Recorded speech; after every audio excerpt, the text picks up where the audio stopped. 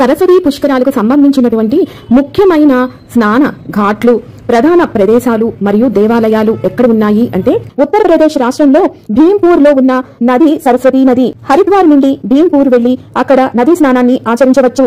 కురుక్షేత్రం సరస్వతి నది ఒడ్డున ఉన్నది. బద్రీనాథ్ నుంచి 9 కిలోమీటర్ల దూరంలో ఉన్న మాన గ్రామంలో మనం సరస్వతి నదిని చూడవచ్చు.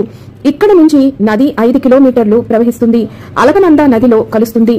ఈ ప్రదేశం కేశవ ప్రయాగగా ప్రసిద్ధి చెందింది. ఆ తరువాతది త్రివేణి సంగమం అలహాబాద్ దగ్గర ప్రవేశిస్తుంది. అక్కడ అది గంగా మరియు యమునా నదులతో కలుస్తుంది. ఇక్కడ గంగా మరియు యమునా నదులు కలుస్తాయి, కానీ సరస్వతి అంతర్వాహినిగా ప్రవహిస్తుంది. ఇక తర్వాతది రాజస్థాన్ లోని పుష్కర్ లో బ్రహ్మాండమైన ఆలయం ఉంది. సరస్వతి నది పుష్కర పుణ్యస్నానానికి పుష్కర్ బ్రహ్మ సరోవరం కూడా ఒక గొప్ప ప్రదేశం. గుజరాత్ లోని సోమనాథ్ జ్యోతిర్లింగ ఆలయం మరియు సిద్ధాపూర్ ఆలయం సరస్వతి పుష్కర స్నానానికి ముఖ్యమైన ప్రదేశాలు. అలాగే మధ్యప్రదేశ్ లోని బేడాఘాట్ పుష్కర స్నానానికి మరొక ప్రసిద్ధి ప్రదేశం. ఇక్కడ నర్మదా నది మరియు సరస్వతి నదుల సంగమం ఉన్నది. ఇక ఆంధ్రప్రదేశ్ లో ప్రాణహిత నది ప్రవహించే సరస్వతి పుష్కరాలకు ప్రసిద్ధి చెందిన ప్రదేశం కాళేశ్వరం. కాళేశ్వరంలో ముక్తేశ్వర లింగ శివాలయం కూడా ఉన్నది.